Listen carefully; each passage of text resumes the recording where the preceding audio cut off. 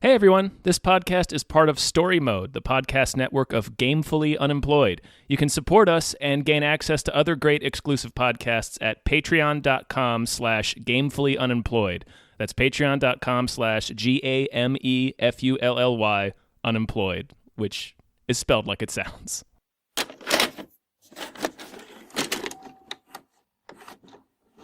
What? Hey, what the fuck? Hi. Hey. Hi, everybody. Hello. My name is David Bell. My name is Tom Ryman. And we just watched The Scorpion King. The Scorpion King. Get over here. Get over here. That's to his my line. That's the line. Kingdom.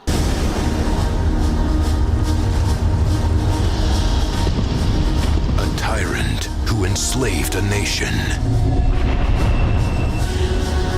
He will destroy us one by one. Tomorrow my victory is complete. A warrior who would become their only hope.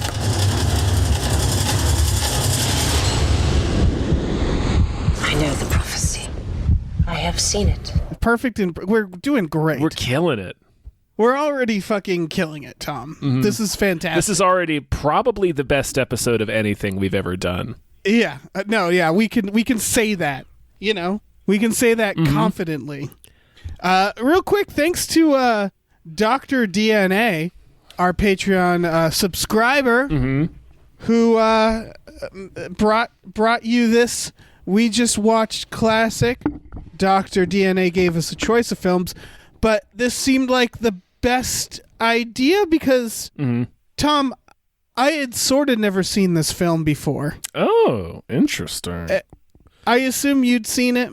I have seen it, but I haven't seen it since it came out, which was in the year of our Lord 2002. It's very 2002. Like, it's extremely 2002. All the actors are doing nothing to hide the fact that they exist in 2002. We are living like it's in the year 2002. Yeah. No, I think I had technically seen this movie before, but I think every time I saw it, I was either, inebriated or with a group talking over it. I never really watched this. That's fair. Like, this is one of those films that I'd put on with friends, and then we'd talk about other things, and then we'd look up and the credits would be going. You know what I mean? This is totally one of those movies. Yeah. Yeah, it blows right past. So I really gave this a go. How did you like this film, Tom? I mean, that's kind of a tough question to answer. Is it? I don't know. I mean, okay. So this movie kind of rules. But I mean, I don't know. I feel the same way about this movie that I felt when I saw it. I was like, this is stupid. It's not really hurting anyone. I feel like we're on the same page. Yeah. I would call this charming bad. Yes. Yeah. This is a fun bad movie. Yeah, I wouldn't watch it again necessarily. But it's like, yeah, it's not hurting anybody. You can sort of see what it's trying to be. It's very much and like it kind of fails. A little bit, yeah. It's doing a Conan, but it's going through all of the beats of this kind of adventure movie. Like it's doing a lot of the Mummy beats. I was going to say, it's doing more like a Mummy or doing like an Indiana Jones to the point that it literally does a move from Temple of Doom. Oh, yeah, it almost... him hiding behind the gong. Yeah, I thought the kid was giving the lady poison dates because of that gong. I was like, don't eat those fucking dates. Yeah, Jesus. Do you know what movie you're in right now? So it's trying to be an adventure like the Mummy, like a charming adventure. It just doesn't quite do the work. This is, by the way, from the director of Eraser, Tom. But also the Mask. The director of The Mask. Yeah. But also the director of Nightmare on Elm Street 3, The Dream Warriors. Yeah, just acting like I don't know who Chuck Russell is. But also the director of The Blob. But also the director of Bless the Child. So you can see where things went after Eraser. This director had 3 movies that's just like, God damn. And then the rest, it's like, all right. Okay. Yeah. Yeah. Not the worst, sir. Like, I would, if I met this director, I would want to shake his hand. I wouldn't mention, issues with later films. Like, he's done more than us. You know what I mean? Mm-hmm. I'm not knocking this director. It was also filmed. It was shot by the director of Mortal Kombat Annihilation. That checks out. Like the cinematographer? The cinematographer is the director of Annihilation. Got real Mortal Kombat Annihilation vibes. A little. It's not anywhere near as bad as that movie. Yeah. My first note is, oh fuck, it's Michael Clark Duncan. Hell yeah, it is. Because what the fuck? That was he's not in the movie, but he's not in the movie either. You know what I mean? Not really. I mean, he doesn't. He disappears for like the first half. Yeah, he comes back pretty hard for Act 3. He does come back hard. That's why he comes back for Act 3. Mm-hmm. What the fuck was I thinking about? It was related to that. I don't know. It'll come back to me. Should we just fucking the old ass king in that opening scene is the sheriff of Nottingham from Robin Hood Men in Tights. Is it really? It sure is. Who also shows up in The Prestige to tell. Yes, he does. Yeah, I remember that scene where he's fucking Hugh Jackman's lawyer. Yeah, it's like a serious scene, and I'm watching it. I'm being like, "Is that the sheriff of Rottingham?" Goddamn right it is. He can't be in movies. He's not allowed to be in movies. So the motherfucker gets his head cut off. Yeah. I like that. He's the guy that gets his head cut off by Carlisle Cullen. Yeah, by his son, who brings the head to punctuate a moment later. Mm-hmm. But it's not in a bag or anything. Reveal. Like he's just been carrying it. He's just been carrying it. Mm-hmm. It's and that's okay. Where do we go? How do we talk about go through the plot of this movie?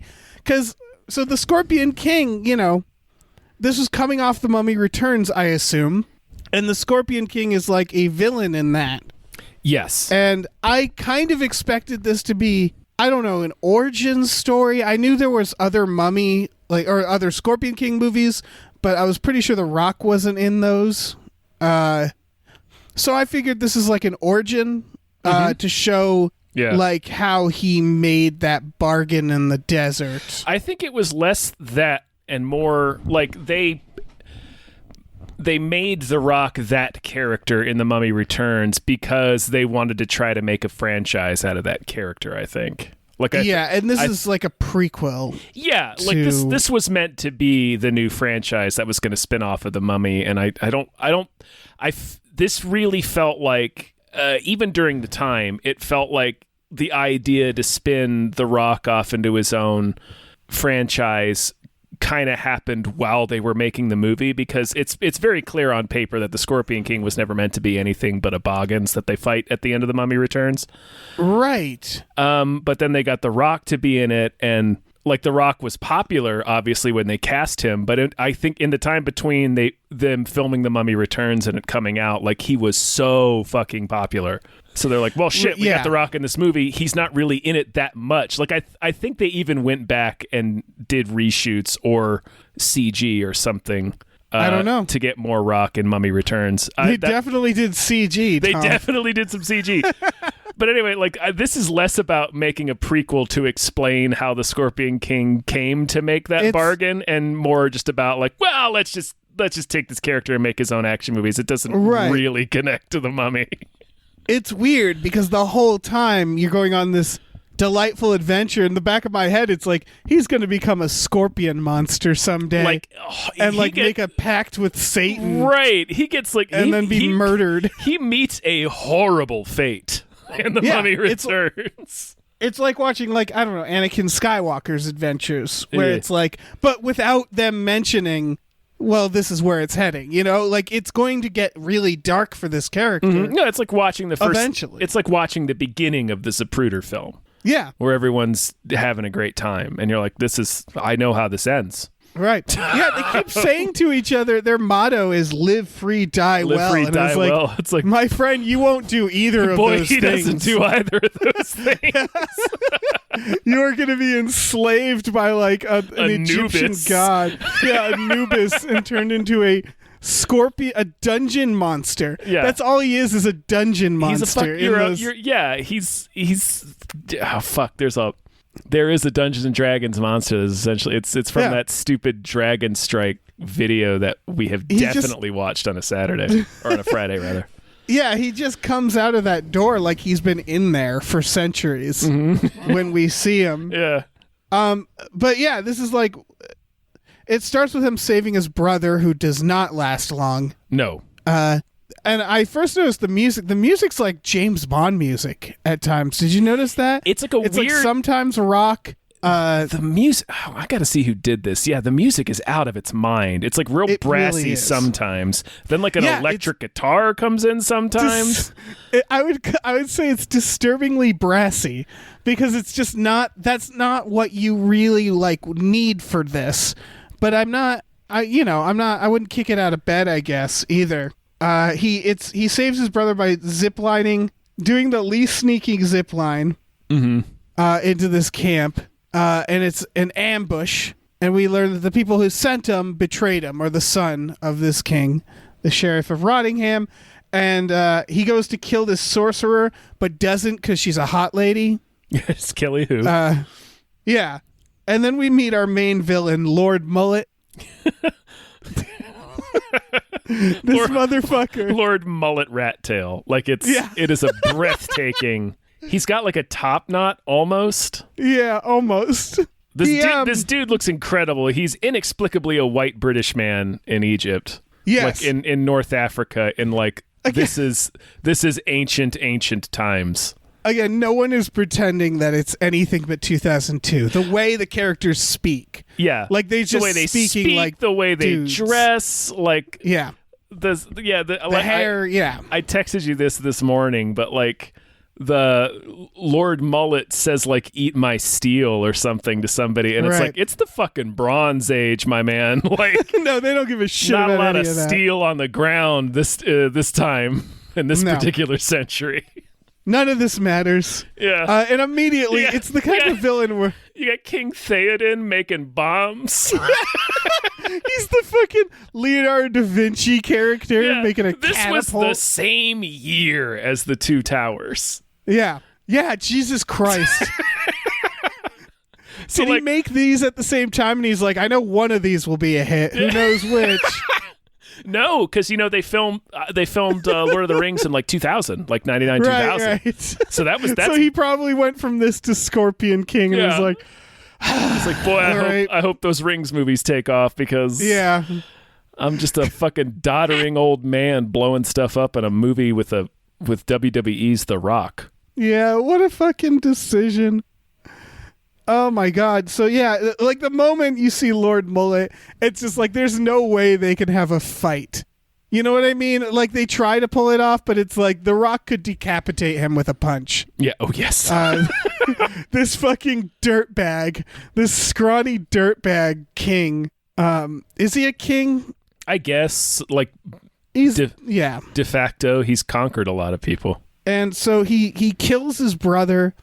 And he captures the Rock, and he's like, now to kill you. And the sorceress is like, no, my lord, he doesn't die yet. I've seen it.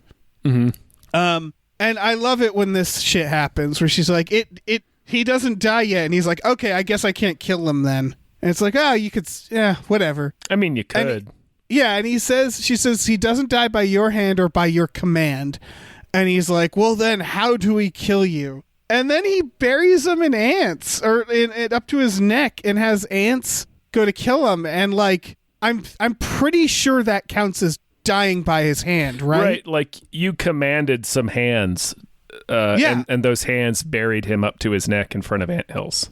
Yeah, like, does he think he's going to get off on a technicality here? Maybe. I mean, we do find out that the sorceress is essentially grifting him anyway. Yeah. Oh, yeah, she sure is. And then, of course, like, she is technically right, because he gets buried with this other motherfucker, the comic relief. Mm-hmm. Did you recognize him? Yeah. Yeah. He's in fucking True Lies Yeah, and Congo. and Congo. It's Yeah. Grant Heslov. Yeah. He's killing it in this. Yeah. Everybody's doing a fine job. Everybody, I think, in this. everybody, yeah. It's part of the charm. Yeah, a part of its charm is everybody is on the same page. Yeah, what it is, it's like watching someone like do karaoke and think they're really good, and they're not quite that, but they're like their charisma is like winning you over. It's that, like, everybody's like, yeah, we're doing it. The Scorpion King, here we go. But like it's just not that good. Mm-hmm. Like, I don't know how else to describe it. Like, for example, this ant scene. So I don't know how the grifter guy gets out. They just never show us. I don't know how anything happens here. That he's buried up to his neck, and there's these Indiana Jones Crystal Skull anthills, and this other guy's there, and the other guy is like, I'm gonna live, just you wait. And then like the guard turns his back, and the Rock looks over, and this other guy has just like vanished, like he burrowed down. Mm-hmm. Like what did he do? What did he do? I don't know. He does like a magic trick where he vanishes and then he knocks out the guard. And you think this is like setting up his character, but his character doesn't do anything like this ever again. And then the Rock is like, well, save me. And he's like, well, you promised to go on adventures with me and I'll save you. And he's like, sure. And then they just cut away and the Rock's out. Yeah. They really yada yada through that scene. They really do. He's being surrounded by like these big CGI deadly ants. Like, shit's getting real grim. And the guy's just like, I'll get you out. And then they cut away and he did that. He and sure it's like, did. Wait, how? How did any of that happen? So it's like shit like that. Mm-hmm. You know what I mean? Where it's like they didn't quite do the work to make the movie good. No. The action's pretty fine. Like, the action's fun. It's pretty fine. Yeah. But like it's not clever enough. Like, no, it's definitely not clever, but I will say I do appreciate that going into this movie, you know, because it's a spin-off of The Mummy Returns, and it's from 2002. You're like, okay, I'm bracing for some real shitty CGI action. And that's not what this movie is, in its defense. No, it's stunts for the most part. It is it's mostly sort of, stunts. Yeah, it's still outlandish shit. But I think it's the lack of cleverness is what it is. The set pieces aren't clever, but like, I appreciated that like the sword fighting was pretty, you know, just people sword fighting, and most of the stunt work is practical. So that was nice. Yeah, oh for sure. It's just not quite good enough. Definitely the set pieces aren't clever. No, they're just. There's a part where he falls like 20 stories. And I'm like, ooh, how's he going to get out of this? And he just hits the ground and he's fine. Yeah, he just hits the ground and stands up. Yeah. I guess that's how he gets out of it. Yep. Like, what the weirdest part about that, he and again, this is it's almost good. He falls off the side of this big ass building. Mm-hmm. The bad guy shoves two henchmen and goes, follow him. Yeah. And I thought, oh, that's a great idea. Like, great line. There's a couple like fun lines like that. Then he falls through a window. The henchmen hit either side of the window. They either side of a building. Roof. So they actually fell less, and they're dead. And then he falls more, and he's alive. Yeah. And he just slams on this like stone floor. Well, no, oh no, wait, that's later. Yeah. No, doesn't he land in the bathtub? Oh no, he doesn't land in the bathtub. No, they do this thing where they set that up. It's like a cartoon where they show the woman in the bath and you think, oh, he's going to land in the water. And they stay on that for a second. And then he rips through the ceiling and lands on the floor, on like the stone floor, and then just gets up like a Looney Tunes, like he's Wile E. Coyote. Yeah. And it's like, that's strange. And like, it's not quite played for comedy. And it's not. This isn't a movie where it's a heightened reality where he can survive that fall. Well, it kind of is, but... Kind of. He does catapult himself into a sex room. Right before that. Yeah. Like, he's leaving the sex room when he falls into the bath, I believe. Yeah, that's true. Into the bathhouse. filled with just a lot of horny ladies. I did like that scene because it's like he catapults his way in there, and they're all like, "Ooh, a man," and they're all just crowding around him, but they're also disarming him. They're like taking all of his shit. And then one of them just goes and hits the gong alarm, and so when the guards come in, he doesn't have any weapons. I was like, that was kind of fun. Yeah, they're doing some stuff. I like the little kid shit. Mm-hmm. Class. I think it's because it's all kind of been done. Maybe that's it. Yeah. This movie is street scamps. They rob them. Yeah. This movie, like it has the wacky thief sidekick. It's got the doddering old man who's an alchemist magician. It's got the sexy sorceress. Who is reluctant at first, but then is on board. And then it's got like the Michael Clark Duncan character, who is like a guy that is an enemy at first, but then he becomes a friend. It's all the cliches. They're just hitting all the cliches. Yeah. Like this movie is extremely by the numbers, and the characters, like the actors are charismatic, but there's like the characters themselves just aren't there on the page. So it's entirely up to the actors' charisma. Right, and there's little moments like when him and the little kid are like faced with a bunch of bad guys. He says, "I'll kill half, you kill half," to the kid. Yeah, and it's like, oh, that's good. There's a lot of moments like that where I'm like, oh, cute line. I mean, I'm looking up the writers. One of the writers did Twins and Stop or My Mom Will Shoot. Yeah. So classic writers, I guess. The other one did some of the X-Men's. Yeah, it's David Hayter. Yeah, in the Watchmen movie. Oh shit. Yeah, he's fucking Solid Snake. Oh yeah, he's done a shitload. Oh yeah, there's talent behind and the people making this. And Stephen Summers has a writing credit. Yeah. Who is made the one good movie. Yeah. Yes, that's. I mean, he's got like maybe 3. But man, maybe 3. Can you name the 3? Deep Rising, The Mummy, and Odd Thomas. All right, that's fair. Those are the ones I would vote for. I definitely wouldn't vote for Mummy Returns or G.I. Joe. Van Helsing? Or what about Jesus. Van Helsing? Van Helsing's is worst. I would say The Jungle Book is one of the most surprising ones he's done. Because when you go back and you watch that, we did that. You realize how much of it is like, oh, this is going to be the Mummy. Oh, the Disney one. That's right. Yeah. That movie kind of fucks. A lot of that movie kind of fucks. That movie kind of fucks. And it really feels like it's him practicing was like, for the Mummy. It is a real Mummy. So is Deep Rising. Deep Rising is a real Mummy prototype, even though it's more on the horror spectrum.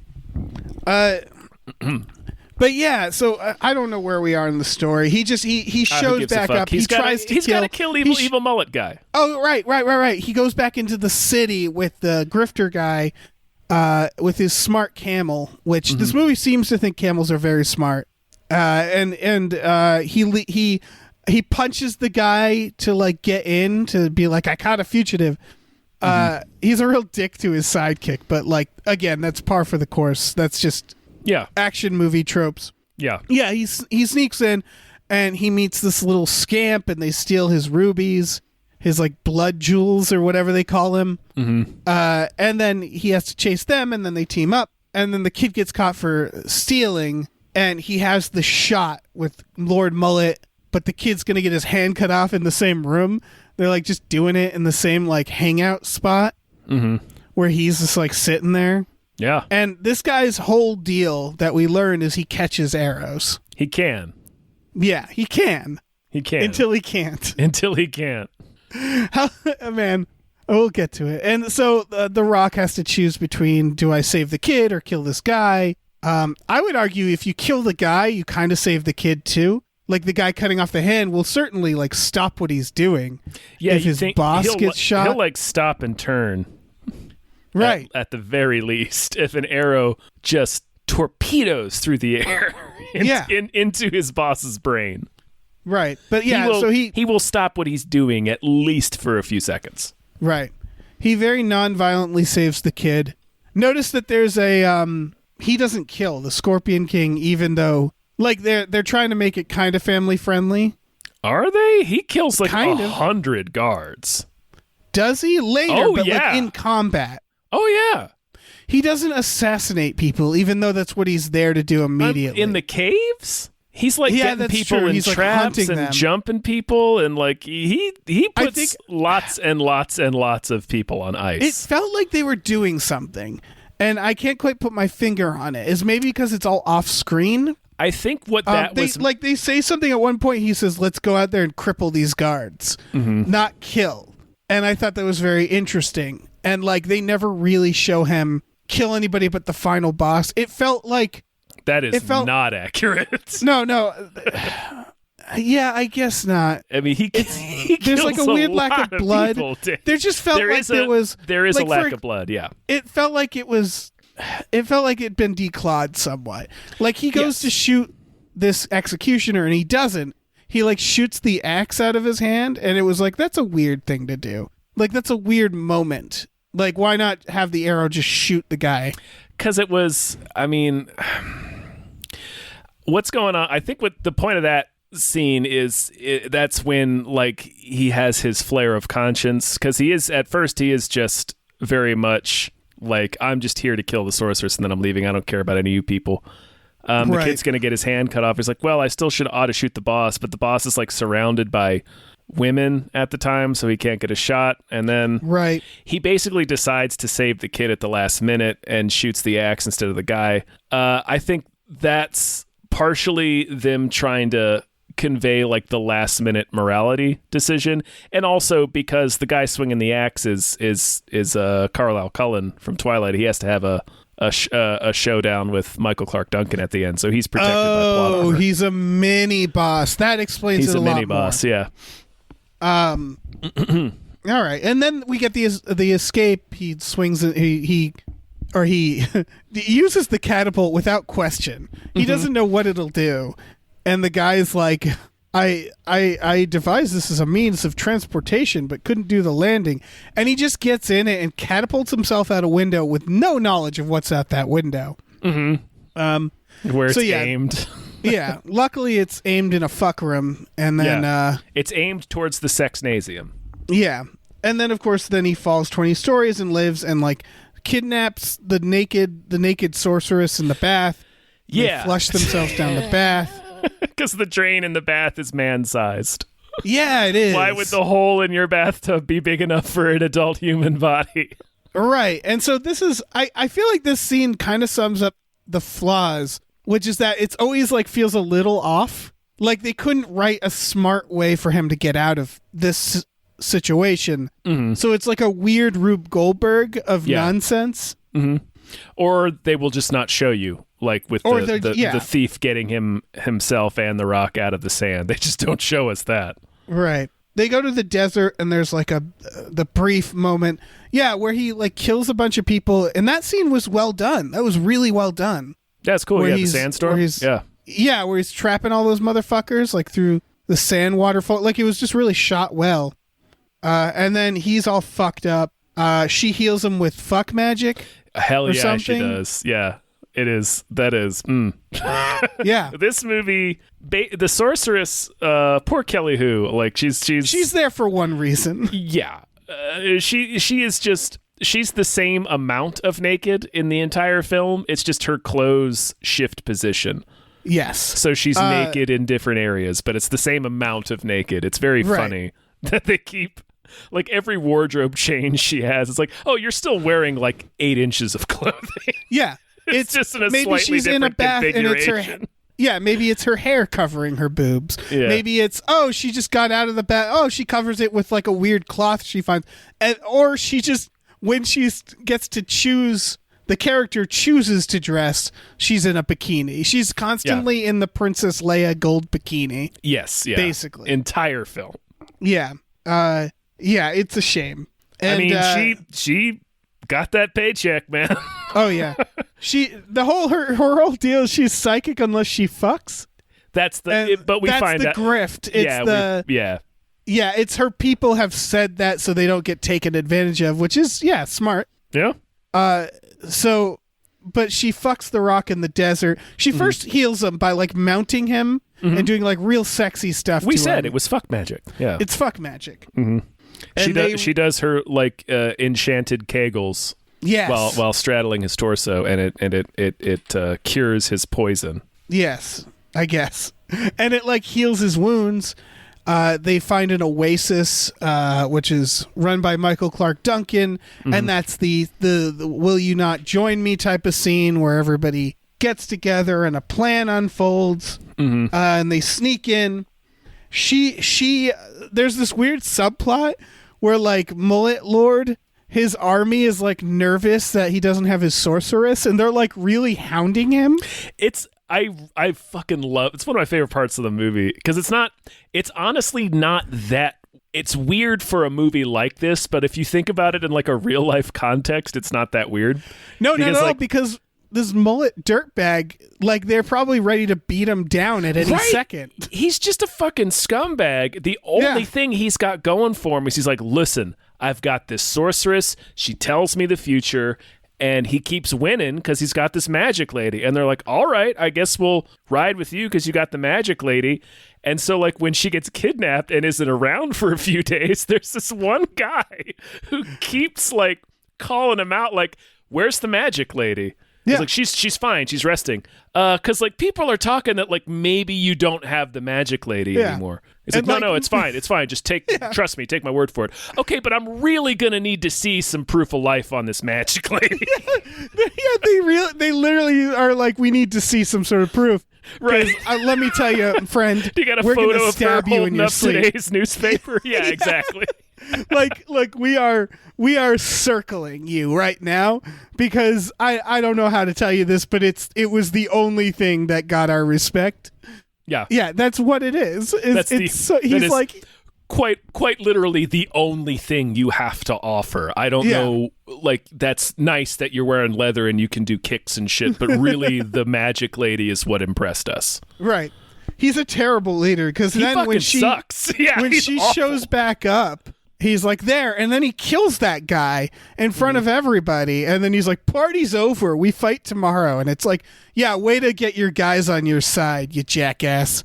Like, the moment you'd think all that sorceress has to do is just say, kill this guy, and they would just kill them, right? Because she's actually the person. Right, all she has to say is, I have foreseen that your guards are gonna stomp your ass into the ground and then cut your head off. Yeah, she just has to say it like really loud near the door. Right, she just kind of says it just like a little too loud. Yeah. Just like a That's little your bit. Guards. And all the guards start looking at each other like, Yeah, and it works out really well for them. Then he has prepared a test for her. Oh, with all the cobras. Yeah, did he just have that? Yeah. Because he's like, I want to see if you still have your powers. Because he's like, I don't know, oddly suspicious she doesn't have her powers anymore. Not sure why. Well, he's just like, you fucked, didn't you?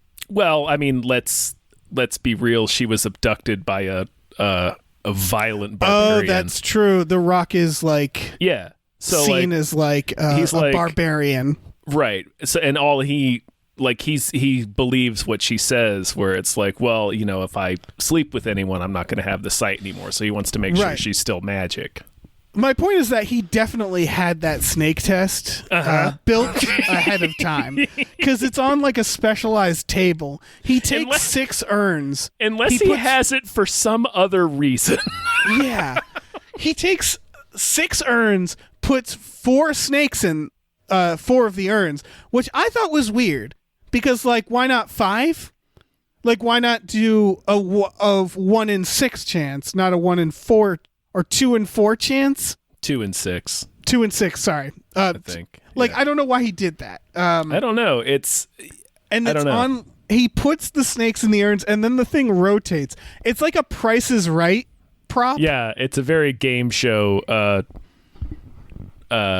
Choose your fate sort of thing. It really is, and he's like, spins the urns for her. All right, Monty Hall. Yeah, and it's like, if you are psychic, you will correctly put your hands in the urns that don't have snakes. And it's like, what the fuck, man? I don't know. And then she gets one of them right. Well, because she is psychic. Yeah. Right? Yeah. And then The Rock shows up, and like what you'd expect is for him to immediately beat down this dirtbag, but like they actually have to fight. Mm-hmm. And like I don't know, it was really hard to believe any of that. Yeah, I suppose. I mean, she pulls a snake out on him first. That's true. I feel like anybody could have. I don't know. And it goes down with, once again, The Rock, and this is pretty badass. He gets in this. So, all right, they're on like a roof, and bad guy comes in, shoots an arrow at The Rock, right? Mm-hmm. And they do the slow motion, and he like points the arrow. She sees and goes like, no! She runs like a good 10 feet. She runs quite a distance, yeah. And then gets in The Rock's arm to like shield him from the arrow. And then he has enough time to go like, no, I'll get in the way of the arrow. And it all happens in like slow motion. Yeah. And this archer is just taking his goddamn time. He's really lining up his shot, yeah. Yeah. He's like, I'm going to get a fucking medal. It's like, I don't want to fuck this up. Yeah. Like, I'm not great at this. Yeah, he doesn't, I don't want to have to do the snake test, so. Yeah. The arrow hits The Rock in the back, and then he does the badass thing where he pulls it out of his back like it's on a quiver, and uses a bow to shoot the bad guy. And it was so weird. I know they set this up, but you have The Rock in your movie. Why would you ever make it come down to archery? I don't know. Like, that is the least thrilling way for the Rock to dispose of somebody. You say that. You say that. I know. But what happens is the sheer force of the arrow fired by The Rock sends Mullet Lord flying off the roof of the castle like John Travolta in the end of Broken Arrow. Yes. Into a cloud, into an explosion. Right. And then like a couple of scenes happen, like they cut around to our different characters so we can check back in with them and see that they're all okay. And then it cuts back to the front of the palace, and this motherfucker is still falling out of the sky like a flaming shard of the heavens. And just plunges into the earth like a meteor, and it fucking rules. Right, because what's-his-fuck had set off an explosion in the basement? Yeah, the climax of this movie, like the final like action sequence is pretty sweet, in my opinion. Okay. We're bouncing between The Rock fighting Mullet Guy, Michael Clark Duncan just killing hundreds of guards, and Carlisle Cullen. And then Thief Guy and King Theoden in the sewers beneath the city, setting up a bomb. So it's cutting back and forth between a couple of different pieces, and I thought it worked well enough. I thought King Theoden kind of is the only one who mattered, setting up that fucking like Game of Thrones style bomb in the basement. Hell like yeah. He kind of saves because it. If you remember, at the end, it's like the bad guys are about to face off against like the kid, and like and Michael Clark Duncan is outnumbered, and then Theoden sets off the bomb, and that clears everybody out. And everybody that's left just kneels because yeah, and it's the prudent thing to do, right? And like even if The Rock didn't kill the dirtbag, I feel like he would have lost there and then, right? Like his army's gone. But like The Rock kind of like is the cherry on top, and so he fires an arrow into this asshole who goes flying into the flames and falls. And yeah, everybody's like, I guess this guy's the king now because our society is very unstable. So new king, yay! I hope he's not a monster. Well, thank goodness that's over. Yeah, I hope he doesn't start killing us. Hope he doesn't make a deal with Anubis. Yeah. Turn us all into skeletons. That'd be a drag. That'd be a real drag. That is totally what happens. That is 100,000% what happens. I love at the end where he kisses the sorceress in the crowd, and everybody just starts cheering. Everybody cheers. And it's like, what a weird do they have in this? Yeah. They're all like starving and confused, and they're like, Right, yeah, they're like kissing. they don't fucking know. Like a lot of these people can't tell the difference between one leader and the next. Yeah. So they're just like, I guess this guy's the guy now. Yeah. They're like, look, let's clap because he might kill us if we don't. Right. We have no idea Yay. what his temperament's like. Yeah. Oh, what a film. What a motion picture. What happened in the sequels? Do you know? No, The Rock's not in any of them, so Yeah, why would he be? why would I watch any of them? They got him just right. Just in in time, the nick yeah. of time. Yeah. Because he was like, I imagine they were like, and that's a wrap. And The Rock like put on his coat and just walked silently out the door. Yeah, Like, great, I walked- gotta be somewhere. See ya. Walked straight to his car. Yeah. I gotta go make walking tall. Yeah. Like, I know I'm legally obligated to do this movie, but I gotta tell you guys, I gotta get the fuck out of here. Oh man, from the director of The Mask. Hell yeah.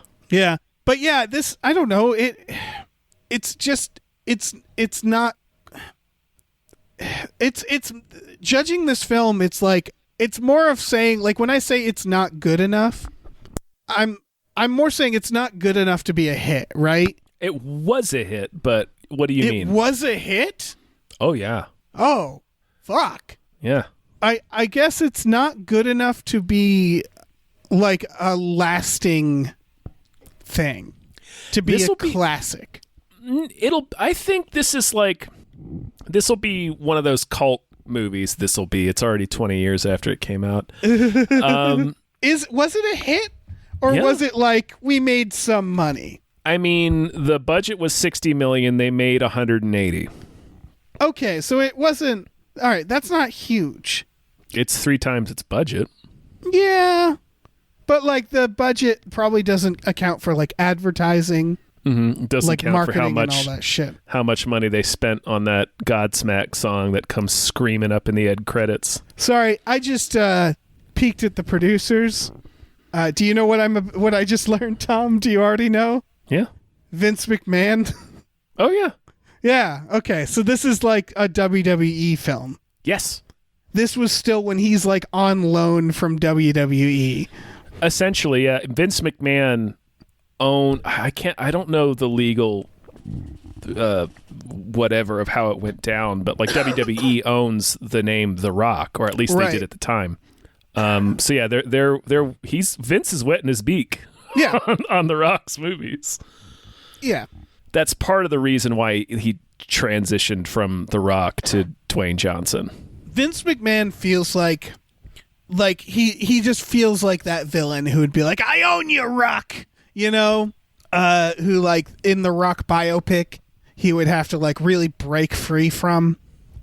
Maybe I feel like I'm not saying he is, I'm saying that's just the impression I get. Maybe because he literally just plays a villain in his own thing. So I'm sure he has that relationship with the majority of WWE's roster, but like The Rock's at the level of a Hogan or a Stone Cold, where it's like he's gonna be really nice and really accommodating and really work with The Rock because The Rock makes him a lot of money. I would argue The Rock is surpassed Hogan and Stone Cold. 100%. Yeah, he is literally the most sought after star in the world right now. Yeah, The Rock could buy WWE.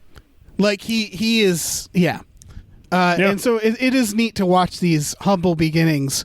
Yeah, that's what I was the point I was making is I think people will go back to this movie the way they go back to like Arnold's early movies because it's kind of like fun and funny to watch the beginnings of this career that is just massive now. Here's what I'd say about that is you're right, but I don't think the way we don't go back and watch, like people don't really watch Conan, you know, because you go back and you watch it and you're like, oh yeah, this isn't quite there yet. It's pretty chill. It's all right, but you know what I mean? Like there's not huge Conan fans. I guess you nailed it when you said cult classic. Yeah. But like it's not quite his Terminator. It's not quite like, Terminator. No. Because the biggest hit I would say against this movie is The Rock isn't quite The Rock yet. He's a little too serious. He's not being allowed to be The Rock enough. The same way early Arnold, it's like, oh, he's not quite right. He's like a little too serious. He's a little like, and it's not their fault. They're just not them yet. They're not a star yet. So it's a little muted throughout this film, I would say. Yeah, 100%. I remember being more excited for The Rundown when The Rundown came out. Yeah.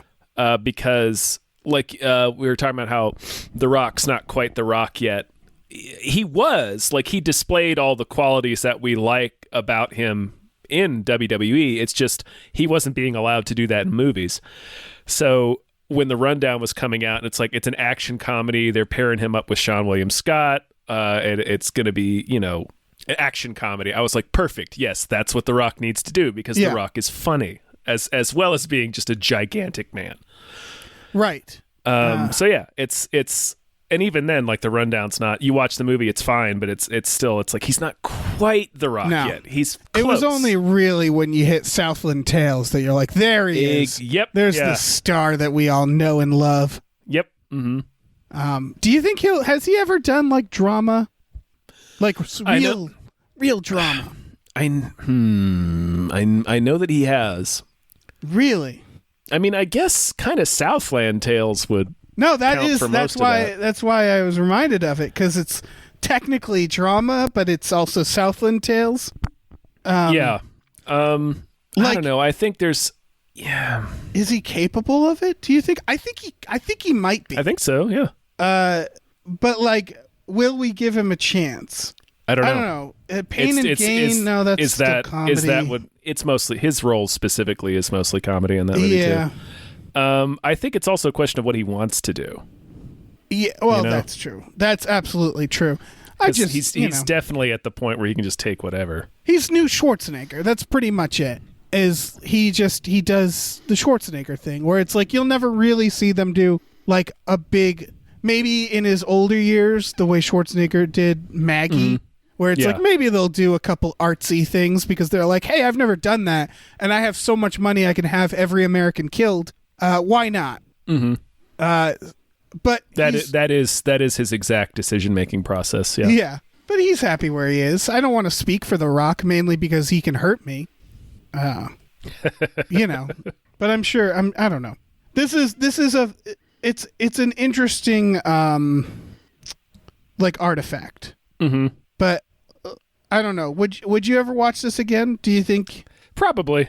I'll probably end up watching it again. It might be another decade or two, but right. I'm not going to seek it out anytime soon. I definitely, I'll watch it again when I forget it. Mm-hmm. I mean, it's one of those movies where somebody could be like, "Hey, let's watch The Scorpion King," and I'd be like, "Yeah, all right." I would probably, if someone was like, "Hey, let's watch The Scorpion King," I would probably counter with Doom first. Try to get him for Doom, yeah. Yeah, and like I'd probably get all the way to like Be Cool, and then I'd be like, "All right, let's watch The Scorpion King," I guess. Be Cool, Jesus. Yeah. But yeah, I don't know. Fucking fine movie. Fucking fine. It's fine. Yeah. Any other? Excuse me. Any other thoughts? Nope. Other than he is producing a reboot of The Scorpion King that's going to take place in modern day somehow. He should be in it. He's not gonna, but he should be. Wait, it's gonna take place in modern days? I like that it took a minute for that to hit your brain. Yeah, it sure did. What the fuck? It's like your brain protected you from that information for a few seconds. It just refused to hear it. Yeah. Is it going to be like Hercules in New York? I don't know. You know who should make a Hercules in New York? Arnold Schwarzenegger. Yeah. He should absolutely do a follow-up. Yeah. A sequel. It should be him coming back. Yeah. I want that more than I want a lot of things. Use the fucking Paul Walker, Peter Cushing technology to bring Pretzi back from the dead. Absolutely. Like, if I got 3 wishes from a genie, that might be one of the 3. It's like, look, I know this is fucked up, but I'm gonna need a Hercules in New York sequel. I'm just gonna. Yeah, make that happen. Yeah. Man, modern day Scorpion King, the fuck are they thinking? I don't know. I don't know. What is that? What is... You have a lot of questions, Dave, and I'm going to tell you my answer to every single one of them is I don't know. Yeah. Okay. Sure, man. Oh, shit. Hey, Dr. DNA. Thank you so much. Thank you so much. Yeah, this was great. For the Scorpion King. Yeah, I needed this, you know? Need is a strong word. I wanted this. Mm-hmm. Want's the right word. I think want is right around. Yeah. This was produced through our Patreon, and if you're interested, you can go to patreon.com/gamefullyunemployed. For $5 a month, you get exclusive podcasts like Tom and Jeff Watch Batman and Fox Mulder is a Maniac. We do 2 of those a week. We also watch movies with our patrons every Friday night. That's the $10 a month tier. We watch shit like The Scorpion King. We certainly watched The Mummy. We sure do. We definitely watched The Mummy. Yeah. So I don't know. If you haven't yet, check out our Patreon. Yeah, do it. We also have a store at tpublic.com/store/gamefullyunemployed. We can get t-shirts, masks, mugs, stickers, posters, all kinds of stuff. Check it out. Yeah. Do that. Scorpion King. Scorpion King. He's back in modern day. He's a 21st century Scorpion King. Now he can actually say eat steel. Exactly. Mm-hmm. While he does what? What does he do in modern day? I don't know. Get arrested? I hope yes. Is at it some a time point, travel deal? At one point, he will be arrested. You can't be the Scorpion King out in public and not have the cops show up. Right, because if someone was like, "We're gonna go see the Scorpion King," I would assume I'm gonna buy meth. Like I would just assume that I'm seeing like a guy with a rat tail mullet selling me meth. I'm gonna buy a ton of meth and a car that somebody was murdered in. Great country.